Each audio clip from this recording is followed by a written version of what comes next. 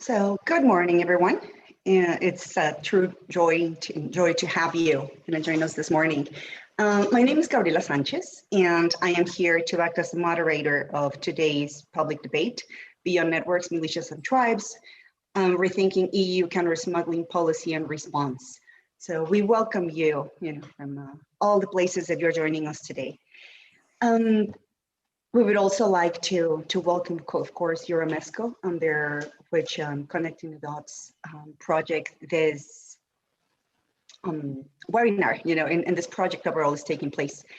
Let's start also with a couple of housekeeping points. This event, as you know, is being recorded. We're going to be taking a couple of screenshots as we go, but we also ask that so that the event can flow more flawlessly than it already, we're expecting it will, that you turn your microphones off. We're also going to have, after the presentations and the interventions of our presenters, a Q&A session and an evaluation that's going to be sent out to all of you for some general feedback on what we covered this morning. So, as I said about the event, this debate takes place in the framework of EuroMesCo's Connecting the Dots project, which is co-funded by the EU and the IMED. The project contributes to inclusive and evidence-based policymaking by fostering research and recommendations in relation with the European Neighborhood Policy South priorities, with a special focus on economic development, migration, and security. The project also aims to connect the dots between diverse stakeholders, the EU, its other neighbors, and the wider region. It also seeks to develop a wider range of research, dialogue, and dissemination activities. It was in the context of this project that the policy study Beyond Networks, Militias and Tribes, Rethinking EU Counter-Smuggling Policy and Response took place. Our goal was to question critically and in a more informative way, a more diverse way as well, the ways in which smuggling research and knowledge are being carried out and generated within the EU, and some of the main points that are being discussed in the overall conversation. And in that way, in that sense, to provide empirical data to inform EU policy on smuggling and counter-smuggling, looking towards the forthcoming EU smuggling action plan, but also the overall migration package. So, along those lines, we have some presentations that are in line with the policy study, but that also reflect some of our overall concerns as researchers in terms of where counter-smuggling policy is going, and especially the implications that this is having on third countries and migrants and people in these countries, but also beyond what has been considered the southern neighborhood, and more specifically within the EU. For that purpose, we have invited two of the contributors to our special issue. The first one is going to be Mateo Capasso from the EUI, who will present on the EU's approach to counter-smuggling in Tunisia, relying on a political economy framework. Kira Rush from the University of Leeds will present empirical findings on irregular migration into and out of Algeria, which has been a long forgotten or ignored, despite its relevance at understanding what is happening in the Mediterranean and the implications on the everyday lives of migrants in the country. Both presentations draw from the report, the aforementioned report, and which has been recently published through EuroMesCo. And we're going to share the link with all of you, and it has also been shared with you through the invitation, but so that you can have it also available right in there. And next, we will hear from Alan Schmali from the Danish Institute for International Relations, who will share insights concerning recent migration governance developments in Denmark, including changes to the asylum system and the implications this have on the safety and well-being of migrants and refugee seekers within Denmark, but also across third countries. And the panel will close with some remarks by Luigi Achilli, who is a fellow at the Migration Policy Center at the EUI, who will sum up the main points of the presentation and set the stage for our Q&A. So once again, thanks to all of you as the presenters for joining us this morning. So first, we're going to start with Mateo Capasso, a very dear colleague from the EUI, who has been critical to the preparation of these chapters and the study. Mateo is a Max Weber Fellow at the Robert Schuman Center for Advanced Studies at the European University, and he specializes in international relations and political economy. His current research examines the impact of US-led imperialism on countries of the Global South, with a particular focus on the MENA region. Mateo has previously worked as a research associate of the Horizon 2020 EuroMesCo project, focusing on the political economy of the EU's neighborhoods. And as I mentioned, is a key contributor to the EuroMesCo policy study on migrant smuggling. He has a PhD from Durham University on the everyday politics of Libyans under the Libyan arm Algeria, and will soon be starting a Marie Curie Global Fellowship between Ca' Foscari and the University of Venice and Columbia University in New York. So Mateo, the floor is yours. And thank you so much for joining us today. Thank you so much, Gabriella, for your kind presentation. And let me take this opportunity to thank all the team that participated to the crafting of the policy study, yourself as lead researcher, Kira, Alia, and Angeliki, and welcome to Ahlam here. Hopefully, there will be chances to meet ourselves in person, and the EuroMesCo team, obviously, from Karina to Manuel and Anna, Xavi, and if forgive me if I forgot any of the names, but thank you so much for for allowing us to put together this great report. And I invite everybody to download it from the website and read it in its entirety. I think it will provide some good insights. The presentation I'm going to provide today, as Gabriella said, is going to be based in two parts. The first one is in line with the findings that were that are present in the policy study. The second part builds and draws on my own personal research and my background in political economy, where I try to bring together the issue of human smuggling and international political economy, drawing on the case of Tunisia. I'm going to share the screen, give you a PowerPoint. Kira, okay? I hope everybody can see. So where am I going to start? I'm going to start where Gabriella actually starts in our policy study in chapter 1, saying that there has been an increased interest in examining human smuggling, informal and borderland economies in North Africa, given their strategic role and the geopolitical relevance to EU-bound irregular migration. Now, as Gabriella brilliantly outlines in the chapter, the criminological, law enforcement, and Western security approach have been the most dominant to frame this phenomenon.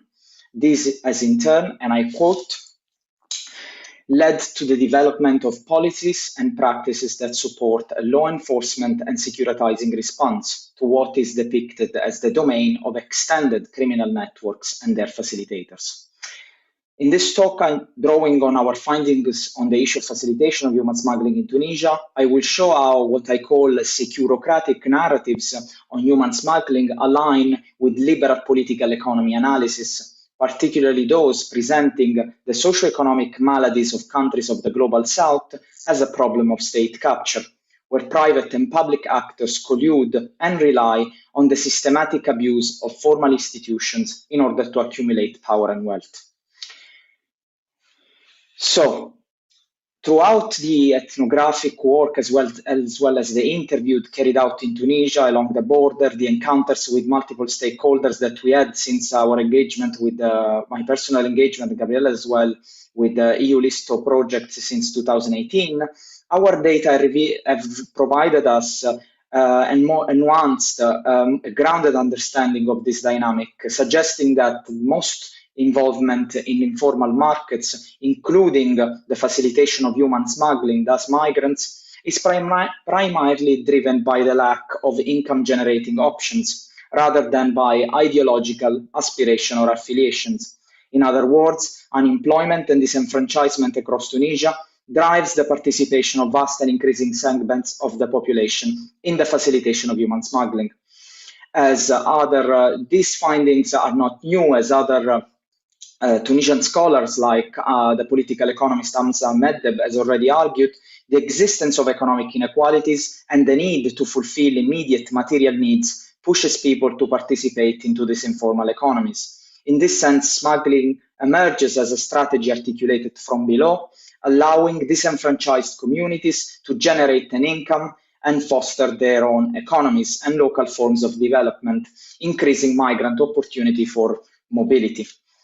as Chapter 4 of our policy study details in relation to Tunisia, Morocco, and Algeria, and I'm sure Keira in the next presentation will provide us more details, our data suggests that facilitators operate in their own communities, coming together on demand, and most often facilitating the irregular journeys of people known to them through social ties, if not their own journeys. So what we are seeing is self-funded, self-facilitated efforts, the working off of fees between migrants and the local communities. And as I said, you can see much more and you can read much more in Chapter 4 of our policy study. How's the EU responded to this? By setting up funds such as the EU Trust Fund for Africa, whose goal is to step up the fight against smugglers and traffickers and increasing cooperation with countries of North Africa, Egypt, Tunisia, and Algeria, preventing irregular migration and the displacement of routes. The Trust, for example, dedicates at least a third of its funds to counter-smuggling and human trafficking through the strengthening of border guards and policing institutions. 15 million euros, for example, of the same fund have been assigned to the strengthening of capabilities of law enforcement, police, and border officers in tackling smuggling cases. This is coupled to the ways in which EU member states and none, like Germany and the UK, have also dedicated a lot of funds to strengthening the security sector of Tunisia after 2011. The empowerment of the security sector and the army is seen not just seen as a key to contribute not just to terrorism, as is said, but also to fight against illegal migration, as the two are seen as inherently linked, while having, and I quote, a positive influence on migration dialogues and readmission issues with other states. To understand the causes of increasing economic and social precarity unfolding in Tunisia, then I began to wonder whether more emphasis should be put on drawing the linkages between precarity and what causes it, thus on the structural forces at play that produce this outcome. In doing so, I argue that such securocratic approaches align with liberal political economy analysis. Why? Because the latter traces precarization of the economy in relation to processes of state capture and cronyism. Their main argument lies in demonstrating how political authorities, in the case of Tunisia and the global south at large, often pursue policies that allow corrupt elites to receive favors with the great economic value. In doing so, I argue that such interpretation failed to link the pauperization of national economies of the countries in the global south as constitutive to the global primacy of Western capital. On a theoretical level, their argument is based on three interrelated and very problematic assumptions. First, these mainstream interpretations all follow the prevalent policy message, according to which development depends primarily on the creation of an enabling environment for the private sector, free markets, and good governance. Development advances when these conditions prevail. Therefore, the faulty condition of state capture in Tunisia are symptomatic of a weak institutional development, thus late developmental syndrome. Second, history is omitted, and the social formation of the ruling class is abstracted from its subordinate integration in the dynamics of the world market. Therefore, and this introduces the last problematic point, such interpretations provide the necessary policy ground for the same global north international actors to devise potential solutions through the sending of aid based on the conditional reforms to improve the failing, unquote, political economic institutions. What I argue instead is that state capture in Tunisia is the outcome of the same neoliberal reforms that aimed at the gradual incapacitation of the state and the loss of its political autonomy over economic policies. The introduction of neoliberalism in Tunisia established structural hierarchies beneficial to neoliberal capital and elites, mediated by a local ruling class. This, in turn, could only take place via progressive pauperization upon Tunisian working and middle classes, which then eventually led to the 2011 revolt. To understand this process, we need to understand how the liberalization of the Tunisian economy started slowly under Bourguiba, and then its full implementation coincided with the rise to power of the Ben Ali regime from the late 1980s. Promoting standard policies of liberalization, deregulation and privatization, international financial institutions publicized Tunisia implementation of structural adjustment programs to boost its economy, aiming to integrate the country into the circuits of international capital. The process, however, came with highly disruptive consequences for the country. Here I list some, but I won't unpack them in detail because of time, though I'm more than willing to discuss them in the Q&A. On the one hand, the formal sector remained under the control of rent-seeking elites, who reaped the benefits of opening up the economy to international capital, which significantly affected the distribution of wealth and power within and among the local population. The gradual capture of the state, on the other hand, triggered the increasing informalization of the economy, including the rise in smuggling activities in the long-neglected regions, for example, in the south. The emergence of the informal economy thus epitomizes a rational decision by the Tunisian Central Authority to concentrate investment and resources in areas more economically profitable and politically more loyal. It is important to note that under the regime of Ben Ali, while international institutions praised and applauded Tunisia for its implementation of structural adjustment policies, the progressive deterioration of socioeconomic conditions was coupled with the use of coercion and domination. Inevitably, it brought and encouraged several rounds of societal discontent, the GAFSA protest in 2008, for example, which then played a significant role in fanning the flames of the 2011 popular protest. After 2011, gone Ben Ali, Tunisia continued to be praised as a successful revolutionary story. The status quo, unfortunately, has largely remained the same. Economic elites, in fact, have further entrenched their position by hijacking the transition process, and unemployment, particularly youth unemployment, continues to be on the rise. The Ennahda-led budget in 2013, the Islamist-led coalition government, for instance, was formulated on a logic of austerity, including a regressive tax policy, cuts on social spending, and no significant increase in wages.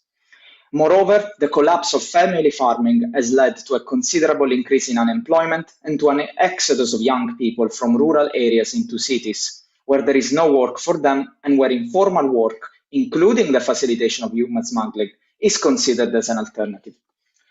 I argue that it is important to understand that joining the informal sector, which does not provide the basic condition to safeguard workers, health insurance, social protection, union rights, etc., becomes a question of necessity and survival.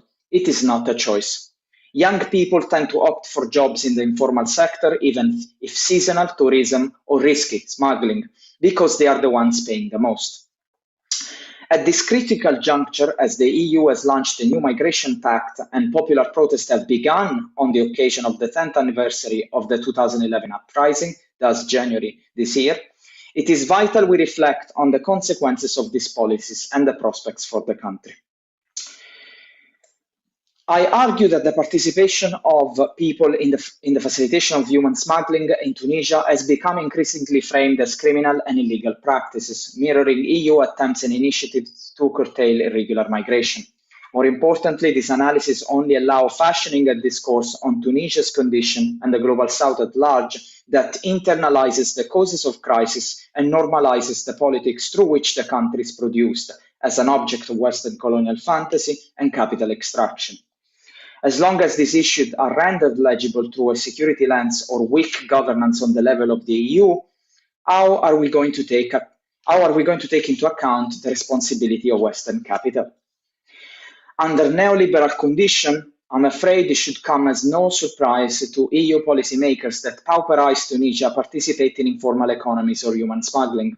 The essential elements of human smuggling are real and concrete: poverty, absence of a horizon other than suffering, and the risk of facing death. It is documented by many scholars that aggressive neoliberal economic policies have had a historical and devastating impact on labor, nature, and life in the south of the world, and we are increasingly witnessing this in the north. Unless questioned, political agendas based on the promotion of resilience, good governance, or managing and criminalizing migration do not help to readdress the motivation and structural economic problems that underlie migrant smuggling, its facilitating practice, and the wider informalization of the economy. Rather, I would argue, they are an attempt to criminalize and securitize poverty, while serving the power of capital and furthering neoliberal governance across the whole of North Africa. Thank you so much. Just the last question, this paper, is the longer version of this paper will come out in the Journal of Labor and Society. Thank you.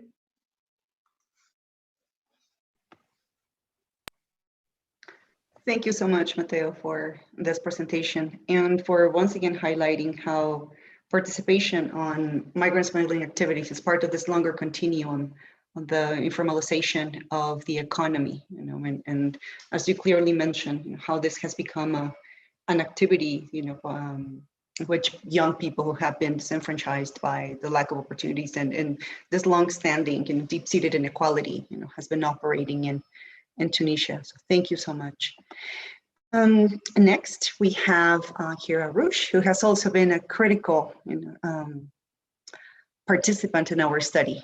And I personally have to thank her for her excellent contributions for Chapter 4. We know that the study is better because of her contribution. So thank you so much for being part of it. She's a PhD researcher at the School of Sociology and Social Policy at the University of Leeds. Her research focusing on the immobility of sub-Saharan African migrants moving through North Africa, with a focus on the case of Algeria. Through her ethnographic research, she explores the pathways sub-Saharan migrants undertake and the interplaying forces such as mobility regimes and migration industry that shape their mobility. Her work provides a deeply reflexive turn in migration studies, and her research interests are migration processes, mobility, regular migration, facilitation of migration, transnationalism, and migration governance. So here, the floor is all yours, and thank you for joining us today. Thank you so much, Gabriela, for the presentation. Thank you so much for the opportunity to join you on this policy study and share my reflections, findings on the case of Algeria. So today I will present some empirical findings on irregular migration into and out of Algeria and the implications on the everyday lives of migrants in the country. This is relying on ethnographic fieldwork with sub-Saharan migrants in Algeria, exactly in the city of Oran and Algiers, which are the most attractive transit points or destination cities in Algeria. I will try as well to challenge the pervasive conceptualization of facilitation of migration as connected to the domain of transnational criminal networks, which exaggerates and mispresents the realities between the migrants' experiences and the criminal activities. First, I want to set a bit historical context about the development of the sub-Saharan migration movement and smuggling activities in the southern borders of Algeria. First, migration from sub-Saharan Africa to the southern part of Algeria is not a new phenomenon. It rather goes back to a well-established social, economic, and cultural cross-border practices that connected the region of northern Mali and northern Niger with the extreme south of Algeria. These movements entail seasonal migration for workers, mainly in agricultural sector, that provide a sustainable income and resources for the border communities' livelihoods in the region. These border crossings were not regulated or subject to any legal regulations, and informal migration was never perceived as illegal neither by the population in the region nor by the states themselves. Indeed, informality in this region is the norm in these spaces, and entails a lack of enforcement mechanisms at specific, even with the availability of specific checkpoints that are often corrupted as well. It is essential to acknowledge that migratory movements from Western Africa or Central Africa have their destination in this region itself and not directed towards Europe. Sub-Saharan migrants as well as border communities engage in various cross-border practices that brought a spatial transformation that reconfigured this triangle space of northern Mali, Niger, and the south of Algeria, and turned it into rather un territoire circulatoire. These circulations, trajectories, and movements do not simply link one place to another. However, they have realized this collective territorial entity. Although Algeria has long this history of migration, human smuggling in the south is relatively new and has expanded significantly in the past decade and became one of the main features of these territories. These movements of the migrants increased across this region due to the deterioration of the economic situation in West African countries in the south of Algeria. However, the determinant event was the fall of the migratory routes from Niger to Libya since 2016.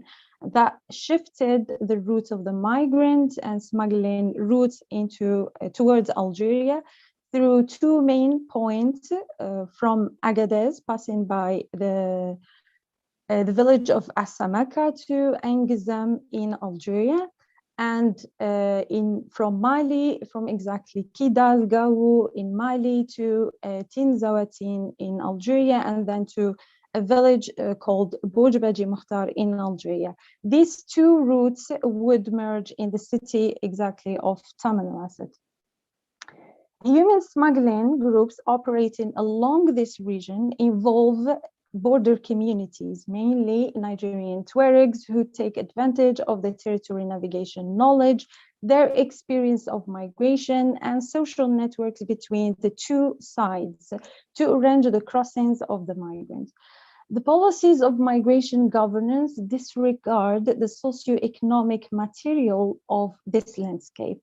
These border communities engage in these practices as a result of continuous marginalization, alienation, as they feel forgotten by the government, especially the south part of Algeria.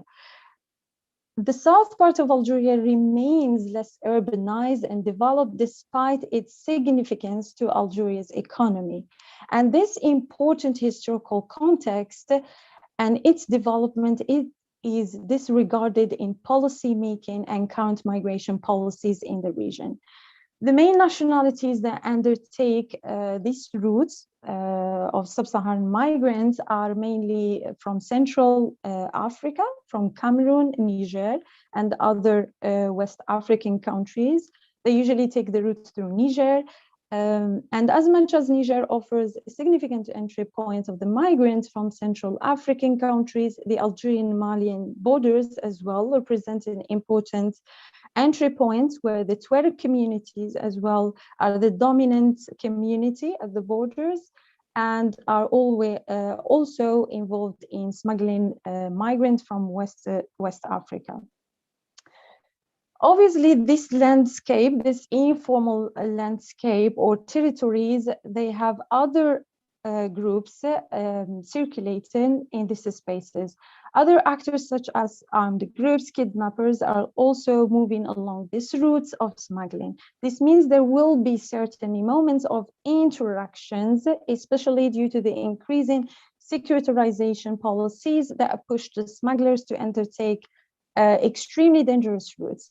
Based on the empirical findings and the interviews with the sub-Saharan migrants on their trajectories, and looking particularly at moments of encountering or intersection or interaction between the migrants and the smugglers, show no aspects of convergence or collaboration or add between these actors. Some migrants during their trajectories worked as connection men, for example, as connection men or décoxeur, as one of the strategies that usually migrants deploy to continue their way. And they also explained that les passeurs or the smugglers they worked with have no intention or have no such collaboration with the other actors like kidnappers or armed group or terrorist groups. Migrants as well become themselves sometimes smugglers, or especially in the case of the borders with Algeria and Morocco, where the migrants who cross several times to Morocco and they have been sent back to Algeria, they try to mobilize their knowledge of the space of the crossing and work as liguid, which is the case of a lot of migrants in the city of Oran. And they turn into guide using their contacts with migrants in Morocco and their knowledge of the space of crossing. So if we go and dig deep to examine the forms of organization among those who facilitate on land services, we find two main forms of organizations that already Matteo as well mentioned. Independent brokers or intermediaries, who are individuals who often provide one-to-one service to the migrant, connecting them to larger groups, yet working independently. And group-based brokers typically constituted by groups of migrants from the same country or the region. They are referred to as connection men or les coxers. They are former or transit migrants, occasionally women, young people, or even children, who for a fee connect other migrants to other locally based people providing services such as accommodation, transportation, and coordination of sea or long distance crossing. There are as well other form of organization, which is a group-based brokers. We have also who these people organize into more consolidated groups that for a fee as well provide services to the migrants. The most common of these brokers set up places as known ghettos or les foyers. This is, for instance, in Oran, organized by especially Malian migrants who are settling in Algeria in a regular way. Frequent in Algeria, these are houses, apartments, ghettos, where migrants can enter, stay while arranging for the next part of their journey towards the northern cities. Many of the migrants who arrive to the ghettos or foyer do so through connections or referrals from other migrants who can attest to the services they have provided. Overall, human smuggling is actually deeply integrated in the everyday landscape of cross-border movements in the Algerian, Malian, and Nigerian region. Individual actors, including migrant smugglers, guides, les coxers, all are intertwined and intersected within a more complex matrix of facilitation, survival, solidarity. When you look into the logic of the migrants, the strategies, practicalities of migration facilitation challenge the normative constructions of smugglers as criminals working under international criminal organizations or networks. And eventually, the negligent process behind the European border externalization did not take into consideration the very different country-based context of Northern African countries or the Sahel region, which expose, unfortunately, the local communities and the migrants themselves into more critical consequences or implications. Nonetheless, North African countries and Algeria are not just passive actors and do return their own agency, especially Algeria that prefers to keep its autonomous approach to manage migration. However, it still shares some common aspects with the EU perspective, which is the point I return to now. Algeria views migration through the security lens, which reflects its concerns over the instability of the southern borders, where different actors operate in this region, for instance, armed groups, terrorist groups. And Algeria has intensively militarized its borders since 2013 after the terrorist attack at Tigenturin in the name of fighting terrorism and organized crime. Algeria has been using many times the threat of terrorism, instability of the region to prevent future collaborations among terrorists and other criminal groups to curtail the smuggling of goods and services. Algeria's discourse shows that the state has zero tolerance to smuggling activities within its borders, and it deploys a very strict narrative about irregular migration as well. However, Algeria's narrative stress these tough security measures of anti-migration, fighting smuggling taken. The reality on the ground reflects the continuity of cross-border movement and tolerance of smuggling practices. From the interviews with the sub-Saharan migrants, that underscore that human smuggling is not a priority of the Algeria's military services or surveillance at the borders. Rather, the major efforts are devoted to countering terrorism and arms trafficking plus drugs. And several migrants interviewed testified that they were able to cross the borders and continue their journey even after they have been caught by the security forces.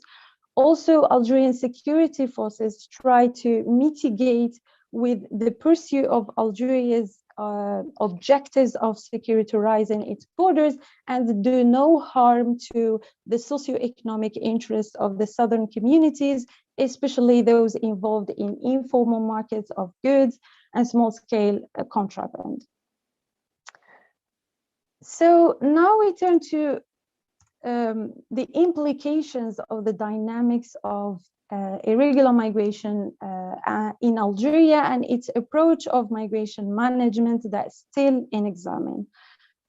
Usually criminalization is the best option to manage migration. The law in Algeria criminalizes irregular migration of both its citizens and non-citizens, and mainly sub-Saharan migrants. Algeria imposes the law 811 upon any national or foreigner who is found living or entering the country irregularly, imprisonment of 2 to 6 months and or a fine between 20,000 to 60,000 Algerian dinar. And they would face a returnees, they would face incarceration and immediate collective trial. The impact of the criminalization of the migrants' entry and stay in Algeria had significant repercussions on the migrants and their itineraries. The Algerian police conduct usually violent and arbitrary roundups of sub-Saharan migrants and deport them to the southern borders of Algeria, especially to Niger. At the same time, other roundups would be organized as well in different southern cities like Bashar, Gardaya, which are as well highly populated with the sub-Saharan migrants. These deportations to the desert have been the main instrument of migration control in Algeria for several years. This approach has been strongly criticized and considered as forced returns that take place outside any logical legal framework. The police on a weekly basis execute raids in different places within the cities of Oran and Algiers. In Oran, usually the placet of Palidor or Canastel, where the migrants usually gather there looking for jobs. And usually as well, they undertake arbitrary arrests at the construction sites where the migrants work. They tend as well to target the neighborhoods and the neighborhoods or accommodations of the migrants. Migrants were treated with usually are treated with brutal force and were denied food and water before being loaded onto the buses and sent to the closed border with Niger.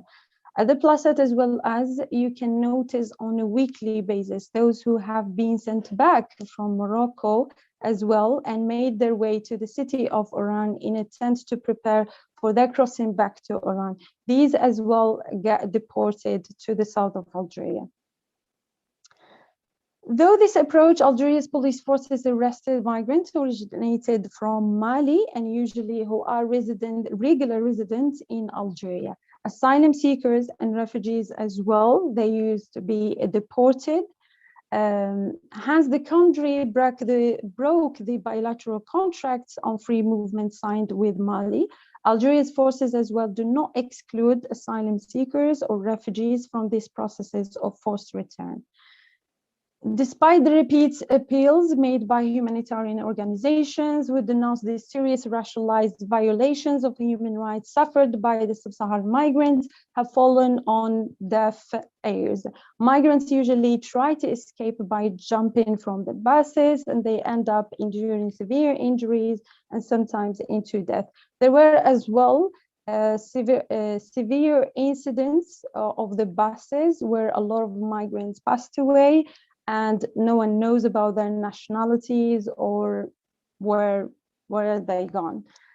These incidents fueled uncertainty and fear among the migrants, even those who decided to stay in Algeria rather than continuing their way to Morocco.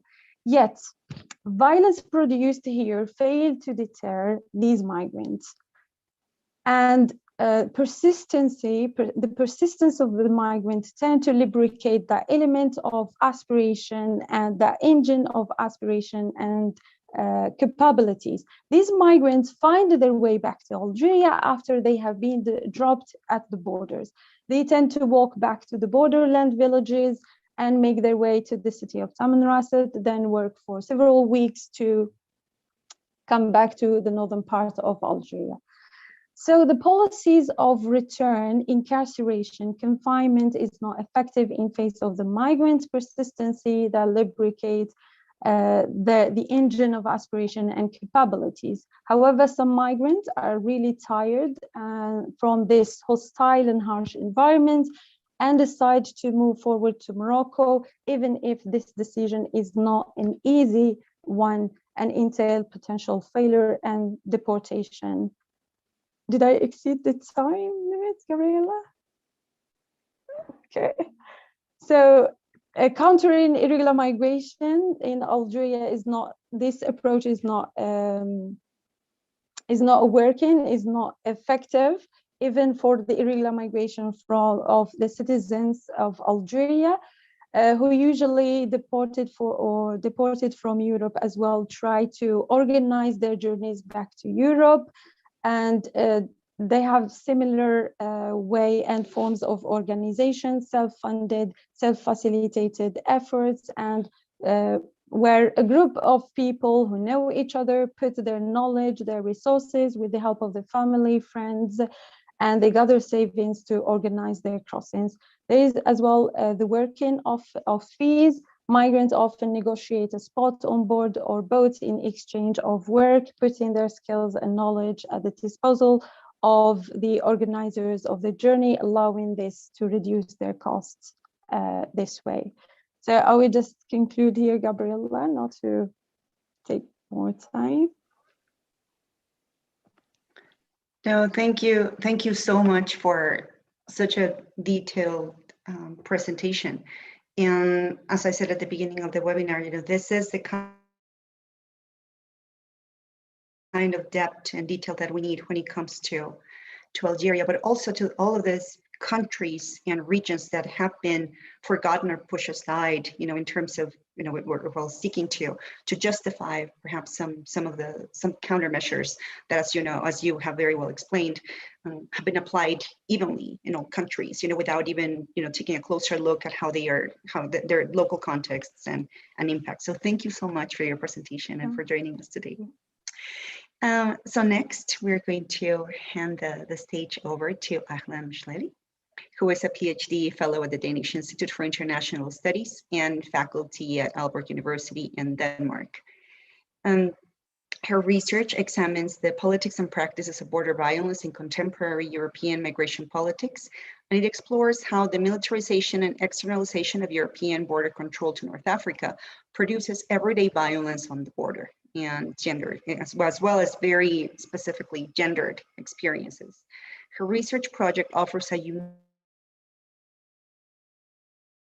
ethnographic perspective on how West African migrant women in transit navigate and negotiate the violent terrains that characterize the North African borderlands, with special attention to Libya and Tunisia.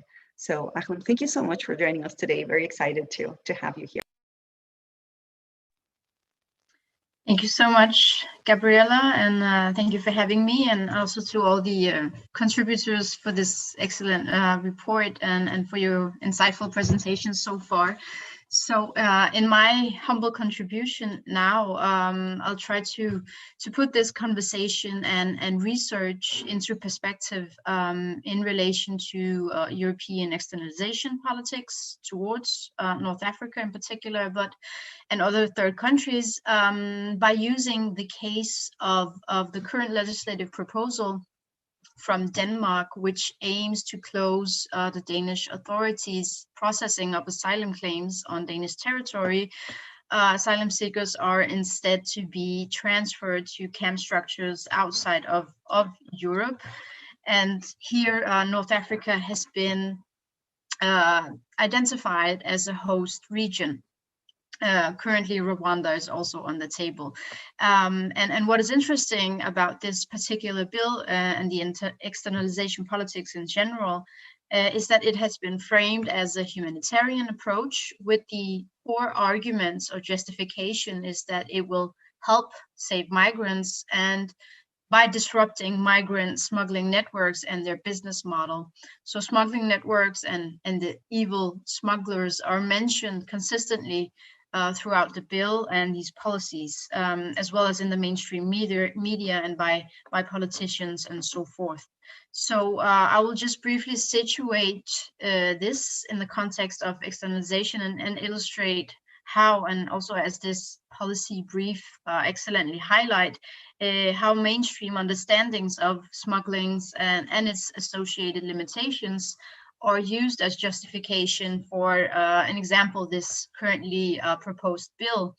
And even though we know from research, will have real life implications and risk harming migrants and asylum seekers, and which could completely alter how we view asylum claims and migration politics in the future in Denmark, but also in Europe. So the background context to how this bill came about and the European externalization politics and how it's been linked to the fight against smuggling and traffickers is that should be understood in the fact that irregular migration and migration from and through North Africa in particular has been rendered synonymous with the European Union's claimed loss of control of its borders. And this has supplied the pretext for what has in fact been not only a continuous intensification of militarized control of the southern border, but also an externalization of the borders into Africa. And the externalization of migration control to third countries has become one of the central pillars of the European Union's migration policy. So since the late 90s, the EU has sought to outsource migration management to third countries, so-called third countries, in order to prevent irregular migrants, including asylum seekers, from reaching EU territory. And basically to destroy the smuggling industries. This is particularly true for the politics in North Africa and especially in the Maghreb countries. So since then, a massive acceleration in border externalization measures has taken place. And also, as the Council of Europe has noted, this involves outsourcing of border control and management to third countries with notorious human rights records.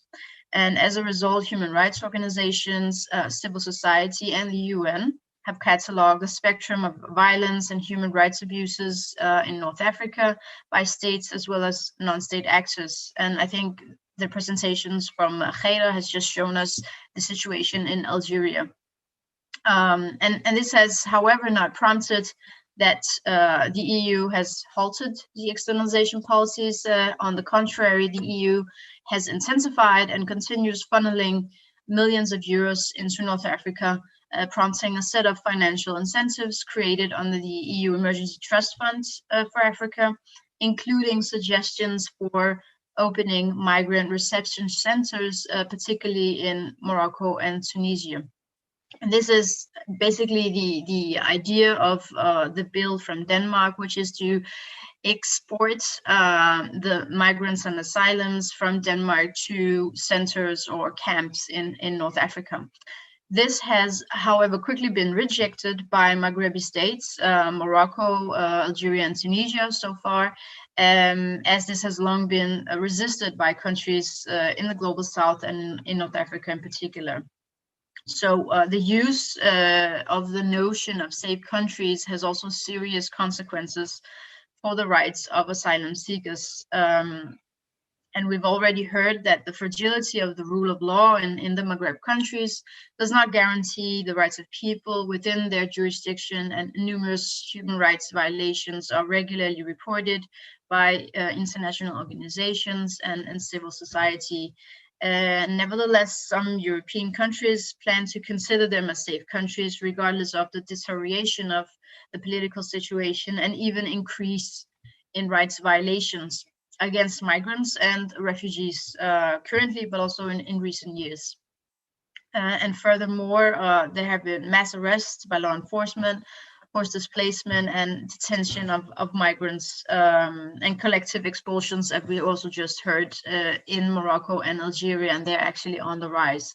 So despite of all these reports and documentation of rights abuses, the envisioned policy by Denmark to outsource camps to third countries has been framed as a humanitarian approach, since it will disrupt the cynical and deadly Mediterranean smuggling networks and offer good living standards in the so-called third countries.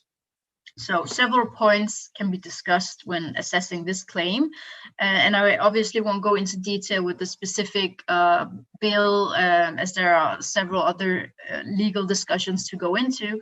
But first, the notion that the tragic deaths of migrants can be disrupted by preventing people from reaching the Mediterranean is, of course, peculiar, and possibly reflects the government's lacking engagement with existing research literature on the complex linkages between displacement, border control, and smuggling dynamics. So the bill, I claim, stands in stark contrast to existing academic research on migration dynamics and smuggling, which have shown, as also this policy study, is a very nuanced, and that also been concluded that smuggling networks are inseparable from local authorities, including the links between, for example, as we've seen in Libya with the Libyan Coast Guard and Libyan networks, smuggling networks. And similar cases have also taken place in Morocco, Tunisia, and Niger. So furthermore, research also shows that the majority of the money spent on smuggling is often used to bribe the authorities, thus indirectly contributing to migrant insecurity. And as we've also known, and this is also from the study, both before COVID and during, that the closing of borders has increased the demand for and use of smugglers. And they have in effect become the only option for people otherwise unable to use legal channels like visas to leave their countries or enter countries in which protection might be available to them. And then this is also one of the recommendations in the policy study, that demand for smuggling services does not emerge in a vacuum. Instead, it is rooted in the lack of access to mechanisms allowing for safe transit. And this is obviously not the only case in North Africa. We can also see this documented in Europe, especially across the Balkan routes. So this one-sided policy narrative of the unscrupulous violent smuggler that we see throughout the proposal from Denmark's side, but also in other policies, hides the fact that migrants also use smugglers to avoid the abuses of local authorities and to reach safely to other countries. So to summarize and to put this into context, is that this points to the Danish proposal's serious research gaps and lack in incorporating existing evidence and research-informed policies. So what I find very important and refreshing with your study, this policy study, is the emphasis on data and research and how to improve the way research is created and data analyzed. Although my concern is, however, is that we know that the research is out there, both in this policy study, but also other studies have shown that it's not that black and white. My concern, however, is that how do we shift the mainstream narrative and make policy institutions and governments listen to this more nuanced research and not just use, as the policy states, the usual stakeholders developed by a very small identifiable core of researchers, where the vast majority are also often very much based in Europe or are European themselves. So the big question, and I like to end my presentations in questions, is how do we bring forward the nuances in migration smuggling networks that this policy study excellently put forwards, and what role do data and knowledge, and also subsequently we as academics and scholars in this field have to play to challenge the mainstream discourse and subsequent policies that are having real life implications on the ground, for example, using the case of the Danish proposal. So I think by ending here on this open question to the study. Thank you. Thank you so much for closing and bringing the three presentations on the more empirical data to this question, because this is precisely part of the, I call it the struggle that we've faced over the last few years, with the work that we have been able to carry out at the Migration Policy Center, which is hosting us today, and along with Luigi Achilli, who's going to be also providing some remarks. As you mentioned, the study tries to bring not.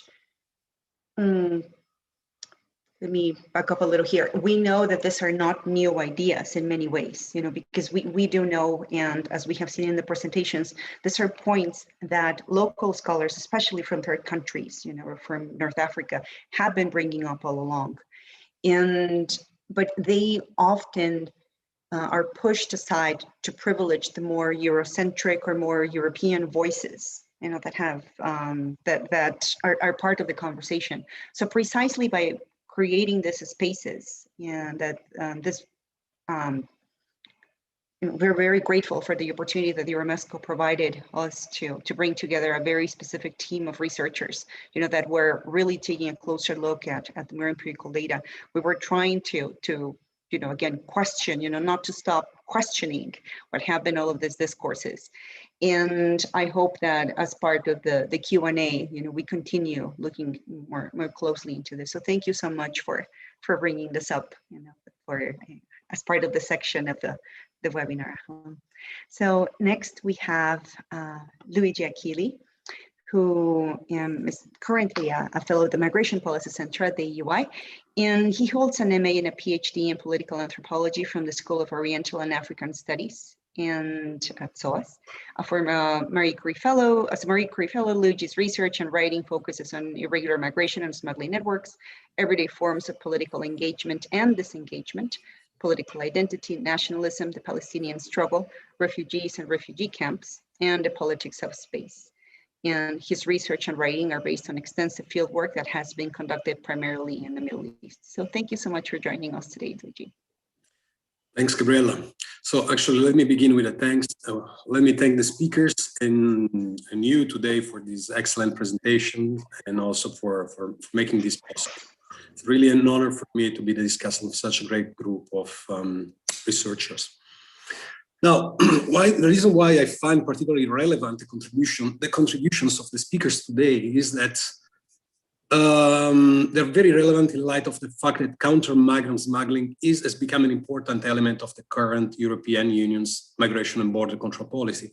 Now, it's not a mystery that the new Pact on Migration and Asylum, in which the EU, the European Union, has proposed as a way to promote tailor-made and mutually beneficial partnership is heavily based on counter-migrant smuggling. For example, in a recent speech by the EU Home Affairs Commissioner Ylva Johansson, the Commissioner promised that the best way to reach a predictable and reliable migration management system is stepping up the fight, and I'm quoting here, stepping up the fight against human traffickers and smugglers. Now, much has been written about how smugglers characterized as fundamentally violent and deceitful men from the global south have deceived, have exploited, and mass of passive migrants on the move. Now, in the way they've created a very lucrative business that has been growing, and using the money, by the massive profits made by this system, this money has been funneled by smugglers into other criminal enterprises like drug trafficking, weapon smuggling, and also sex trafficking and terrorism. Now, while this general idea have guided the mainstream collective understanding of migrant smuggling, the problem is that it poses several and serious limitations that, if we consider closely, can lead to faulty conclusions and also inadequate policy responses of the kind precisely that Ahlam, Keira, and Matteo have shared with us today. Now, as I see, there are two main problems. One of the main problems is that the regular migration and counter-smuggling policies are often based on limited empirical data. And this is actually a problematic fact. Also because the very little empirical data are often disregarded by policymakers. And not all empirical data are limited and disregarded, but this understanding is often very much biased. Mainstream understanding of irregular migration and human smuggling comes often from the experience of law enforcement and victims of smugglers, those who have been deceived, exploited. Because, I mean, pay attention here, we are not saying that people and migrants are never exploited or deceived by human smugglers or these facilitators of irregular migration. The problem is that deception and violence seems to be more an exception than the rule in the interaction between the actors at the center of this drama. Those like Ahlam, Matteo, and Keira, and Gabriele, of course, who have done research on human smuggling empirically, what they have witnessed is that that when violence and exploitation occurs, this is more likely the condition, the consequence of a protracted condition of irregularity, which migrants find themselves, rather than the evil intention of criminal-minded people. So the contributions today shed light, as I see it, on three main crucial dimensions. They should be taken into account if you want to elaborate a more sound policy answer to human smuggling. Now, first of all, the contribution point to shed light on the complexities around the actors at the center of this drama.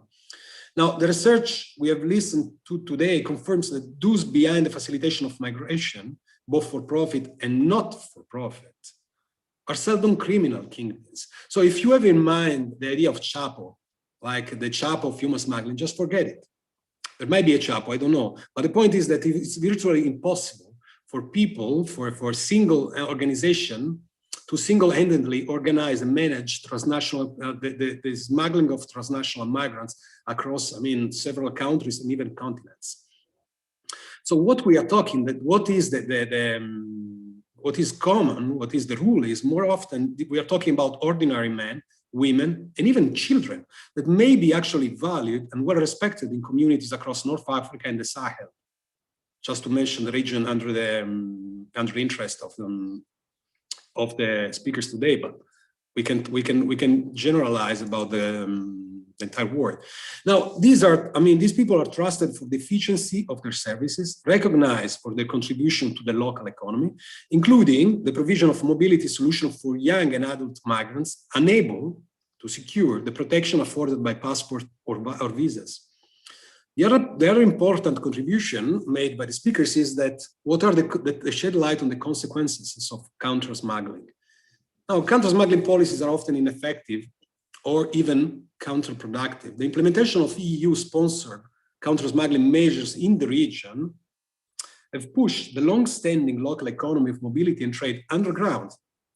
As a matter of fact, depriving of income sources not only those directly involved in the facilitation of migrant journey, but even those who are benefiting or have been benefiting from the presence of people in transit, particularly women, children, and youth who generated an income from the sale of food, equipment, or accommodation, and whose presence is often disregarded in smuggling analysis and policy recommendations.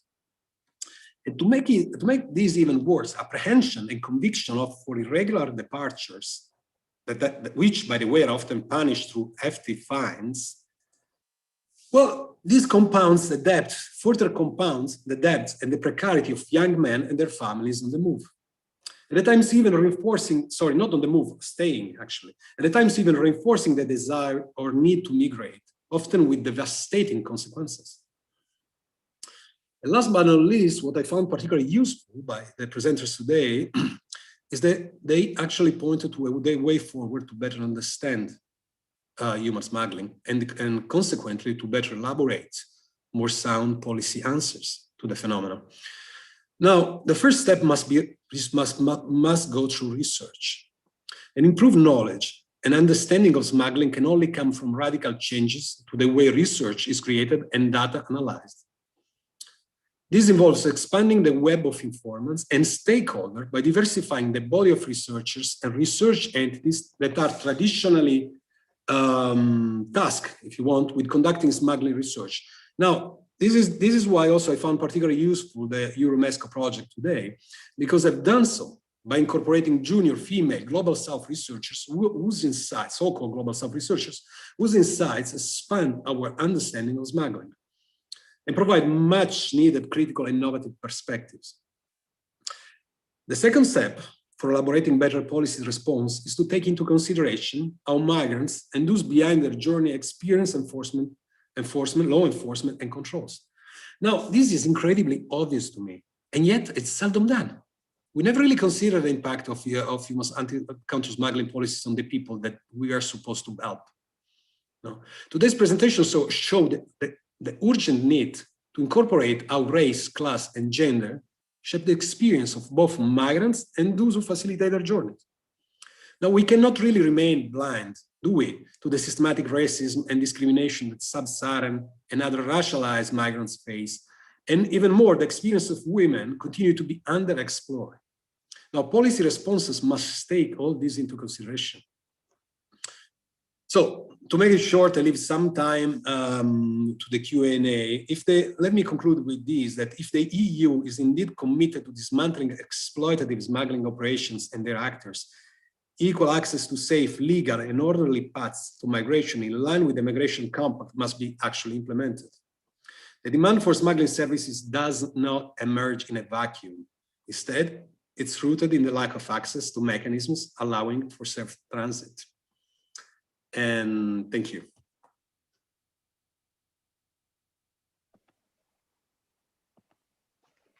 Thank you so much, Luigi, for raising these points. And as you said, one of the other goals that we had in the study, which,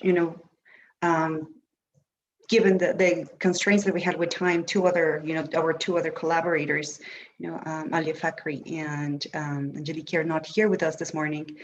However, the study tries precisely to provide us more nuanced perspective, that is often lacking. And however, as Ahlan mentioned, the evidence is there, the data is there. It's just that many times, I believe that part of the conversation that we still need to have is into the depth and nuance of the analysis, because the data is there. We often hear, well, there's a shortage of data in terms of migrant smuggling, or the data that we have been able to produce ethnographically being too scant or too limited.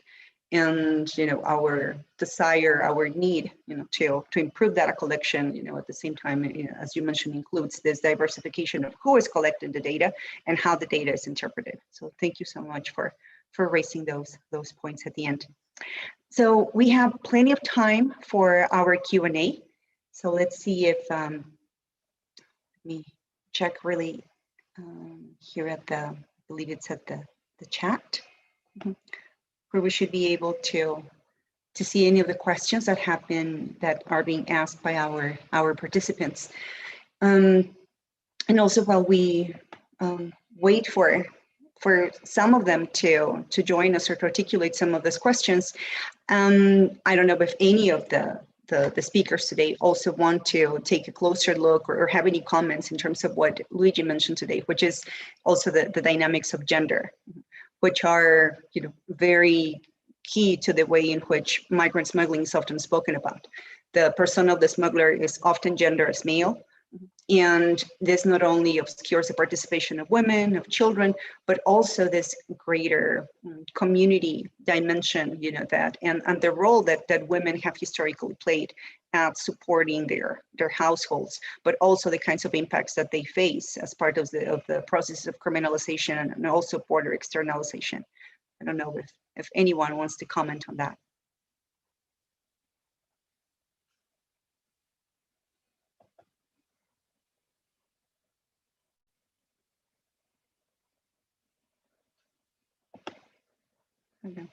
Ahlam, I don't want to put you on the spotlight. No, but I was just finding my mute. Oh. No, thank you. No, I think that's a really important point, Gabriela, putting forward, but also Luigi, you mentioned it in your remark as well, is that we often do lack the perspective of gender or as women, because it's often males that are mentioned either as smugglers or the ones who are getting caught in these networks or recruited. And this is also something I actually enjoyed in the policy report, is mentioning these lacks or nuances. And of course, I think it was you, Luigi, who mentioned, or Gabriela in the beginning, that we know that migrants are vulnerable to violence en route or in transit. So it's not like it doesn't happen. And women especially, or we know that violence is also gendered. So we know for example, sexual violence, that women are also more exposed to those kinds of vulnerabilities. So this is something that often lacks, or either it lacks, but you also find it exacerbated in the other ends of this continuum, is that it ends up being used as these sex trafficking or sex slaves, or what I often call this hyper yes, it becomes used also as a justification for these measures of closing or disrupting these networks, because they presumably result in sex trafficking rings or this kinds of sensitization. That word was the ones I needed before. So you either have nothing on gender, or you have the overexposed of the, for example, sex slave victims, and the nuances in between often lack.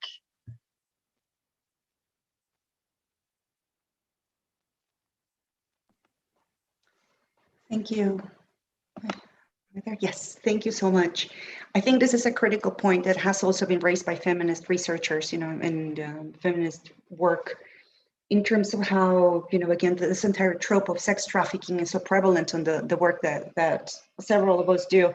And at one of our prior events, at the debates, we were also very critical on the ways in which the bodies of African women are often constructed.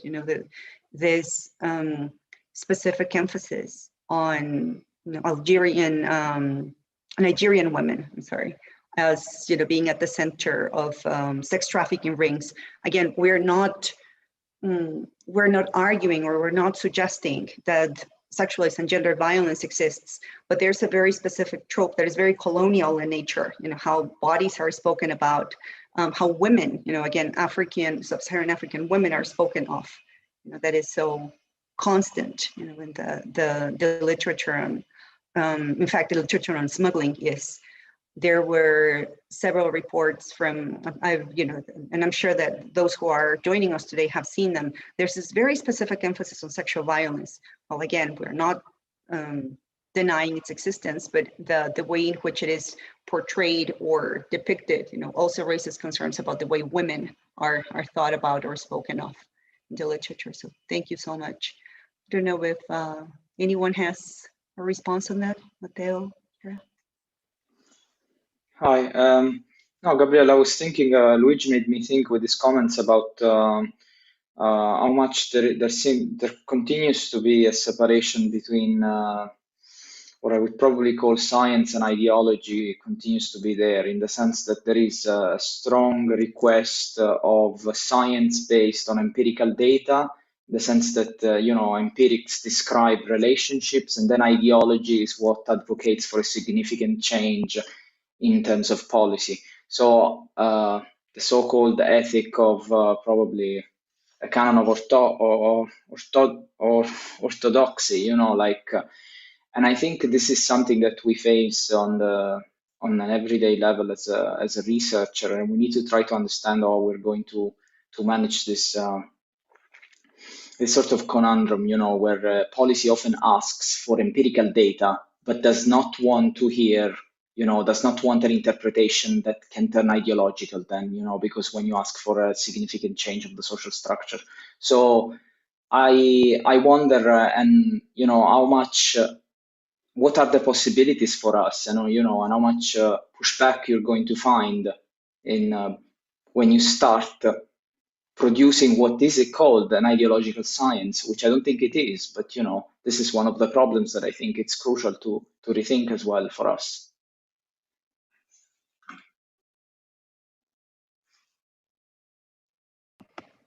Come back here. Thank you so much for raising that point. I don't know if and I think that is also part of what the policy study tries to push towards, like what's next, because many of those questions, unfortunately, and I think that's also part of our own criticism, keep reproducing, keep repeating themselves. So how, in the same sense, how do I, and this is part of what Mahlan also mentioned, how do we advance the conversation? How do we move it beyond the, smugglers are not really that bad, that many times, we tend to, this kind of conundrum that we fall under. So thank you so much for bringing that up. Kira, I don't know if you have any comments or any remarks to make. Concerning the point of gender, in my fieldwork, there is actually limitation about gender, as access to women, sub-Saharan women in Algeria is not that possible. So, and I had a few interviews with sub-Saharan migrant women, but honestly, I didn't want to use them in my research. Because of their experiences, because of they were not really comfortable during the interviews or talking about their journey. So I think there is this still need to conduct more evidence about this, and especially in the south of Algeria, in Tamanrasset, where usually there is this narrative about women transported to Algeria as well and to engage in sex trafficking.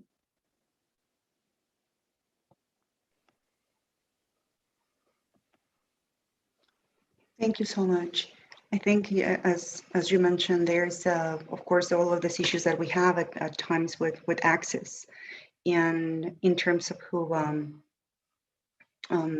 we're able to interview. And I would also love to, if anybody who is watching, who's following us, if you have specific questions about methodology and how some of the research was carried out, I think we would really welcome them from the audience. So thank you so much.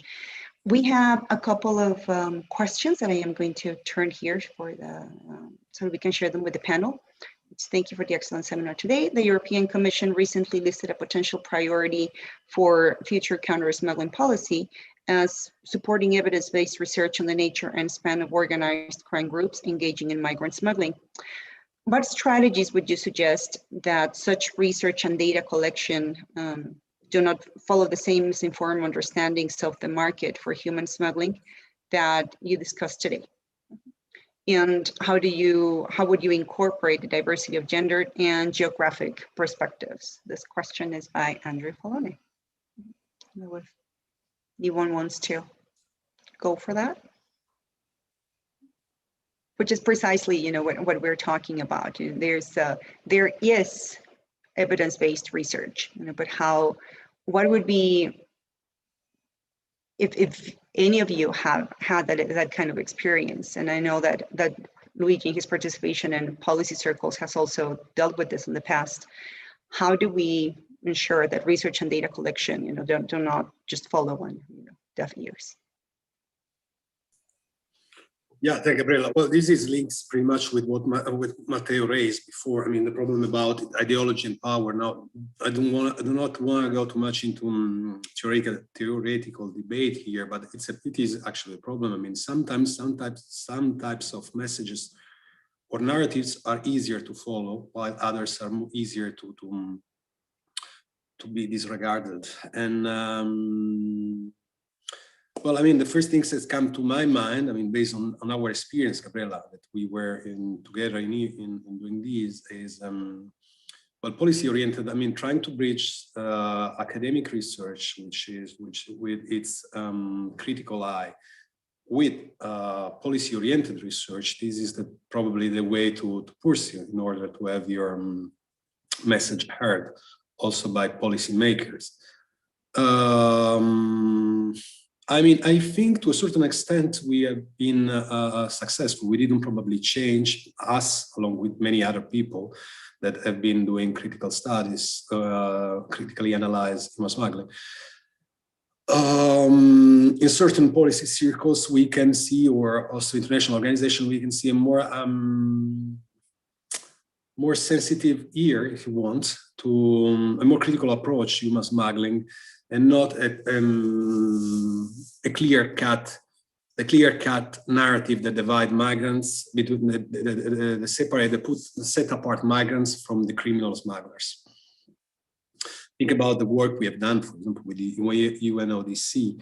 Now, to what extent this work eventually fit into the work of policymakers and into the implementation of more sound policies, counter-smuggling policies, is difficult to assess. I suppose that the more we try to engage in policy-oriented manner to our research topic as scholars, the more there are chances to make a change also at policy level. Sounds like a commonplace, but this is actually, to the best of my knowledge, this is what worked best so far. What do you think, Gabriela?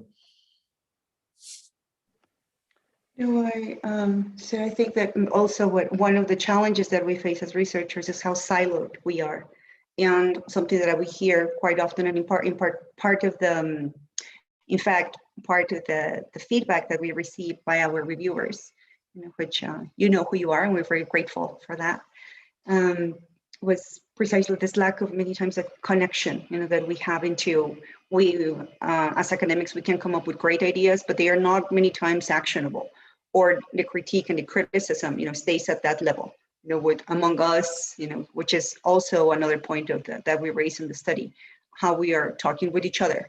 You know, we really haven't expanded the network.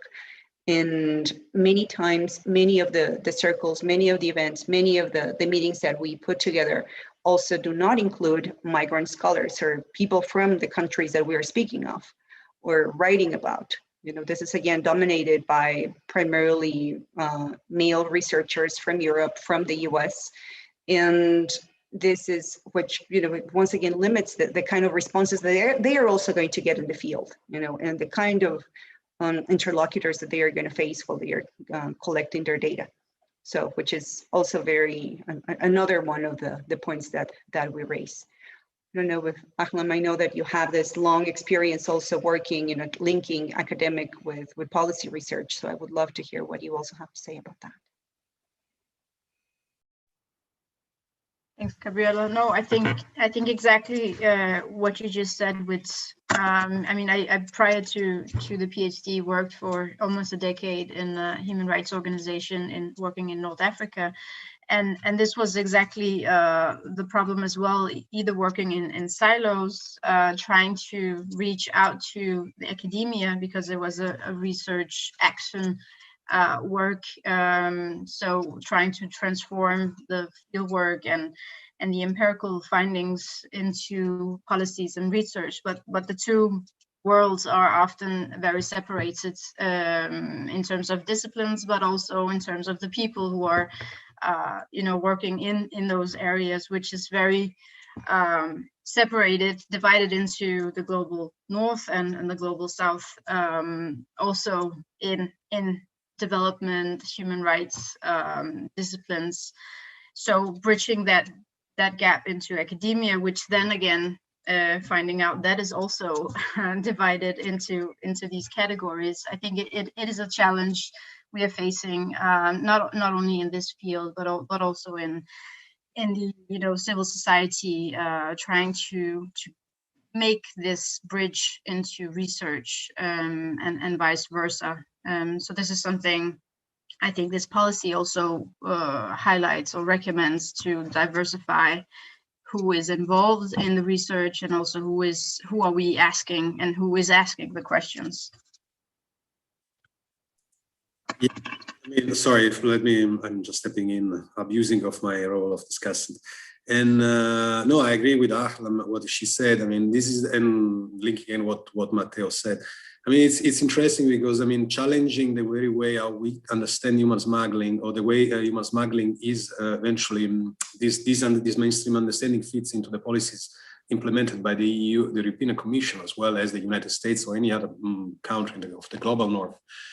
I mean, it's just I mean, this way, it's so difficult because it's part and parcel of a broader understanding of how we divide and we understand the world, that it's not that easy, because it's part and parcel of the way of it. Just, I mean, challenging this vision is just the tip of the iceberg.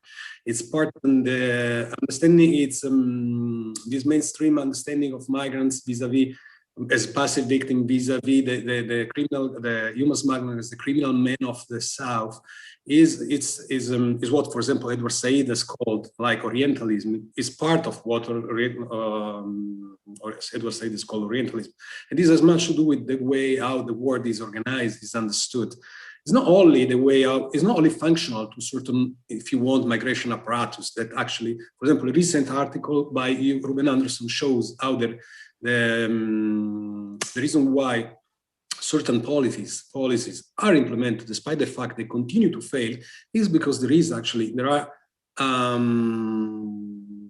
obvious and overt interests behind this, in money-wise, I mean, in terms of resources allocated to certain industry to keep reproducing itself.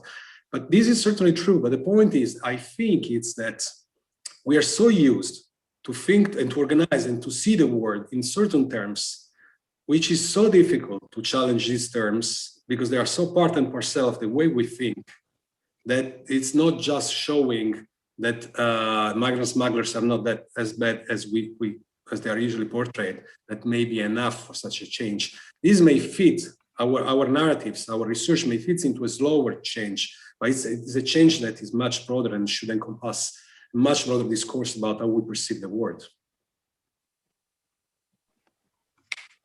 Thank you so much. I really like how you're bringing it to global dimension, because it is certainly not unique to the EU. And we have seen in multiple other contexts how these narratives, are pretty much identical, how they continue to be replicated. Matteo, thank you.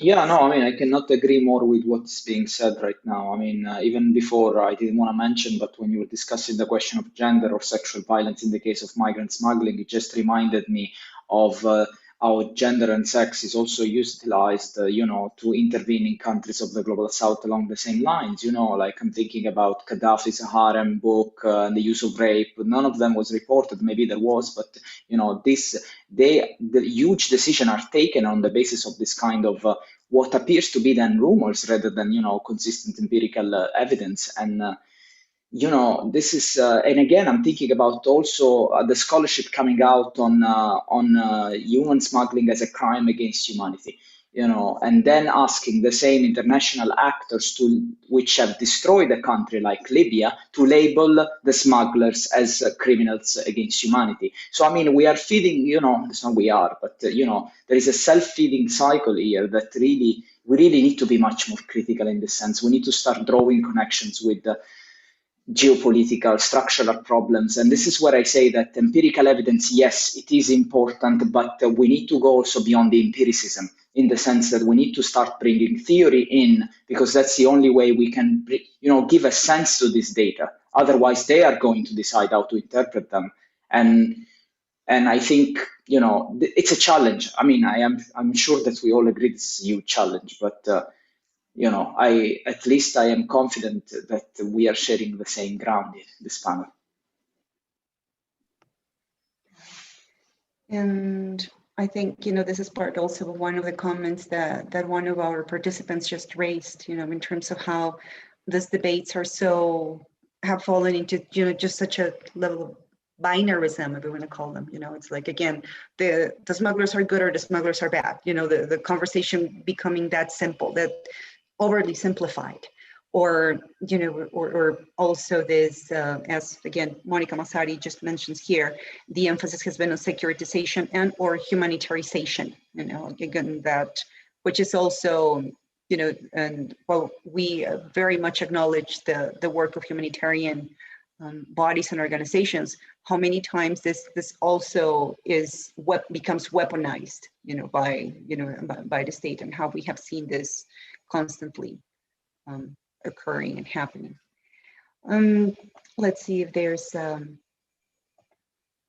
take a really quick look. I'm also very mindful of aware of the time, but I don't know if just to kind of like to close, if our participants have any closing, you know, comments that they would like to make.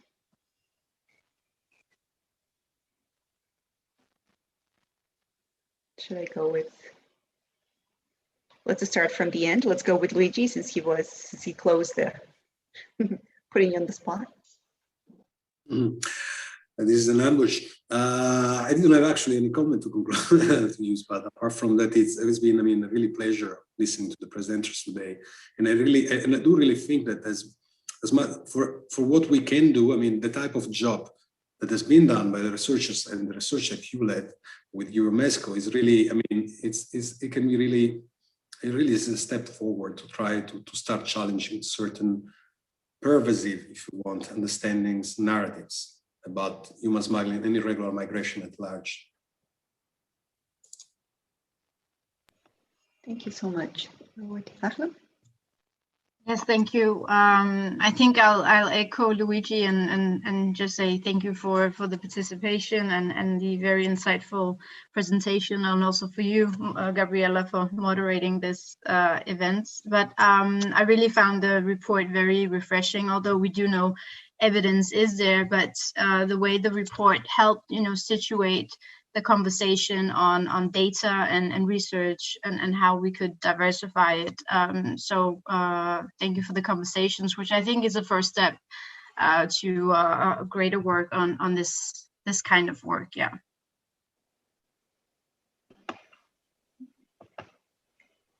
Thank you. Thank you so much for the conversation. Thank you, Gabriella, for the invitation as well. I honestly learned a lot today from Luigi, Matteo, Ahlam, a lot of insightful and informative panel. Yeah, I think there is a great challenge ahead of us to change the modes of understanding and the narrative about human smuggling or all the aspects of irregular migration in North Africa. And probably the evidence are always there. It's just they have been discarded. So it's a new challenge to face also. Thank you. Oh, thank you so much. Matteo? Thank you, Gabriella. Thanks, Luigi, for a great discussion. Ahmed and Kira for you know, your presentation. I always learn more about how the EU can can misinterpret this approach to smuggling, and I did so today thanks to your presentation even more. I think there is work to do, but you know, this policy study could be hopefully a stepping stone for towards another direction.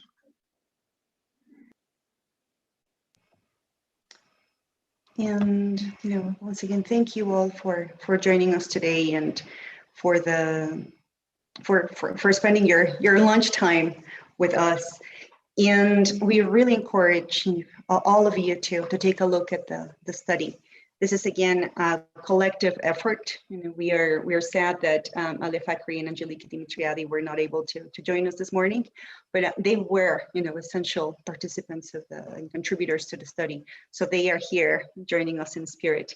I would also really like, as Matteo did at the beginning, to thank Karina, Bella, Xavi, Manuel, and Cristina, whose support has been essential, you know, during this entire process. So thank you so much to everybody at EuroMesCo for believing in us and for supporting this kind of critical take on what smuggling and its new directions and, you know, in terms of research and epistemological, you know, developments should be.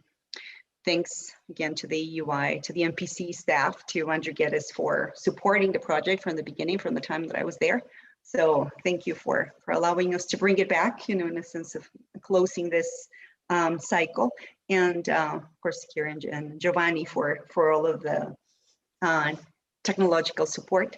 And they are not here, but their testimonies, their lives, and their experiences shape the report. So we also thank all of the migrants, refugees, people who welcomed us all across North Africa during the time that we carried out our work, you know, in all of those small towns in Tunisia, in Algeria, in Morocco, in Libya. So we are very grateful to all of them because they are the ones that make our research possible. So thank you so much and have a great day. Thank you for joining us today.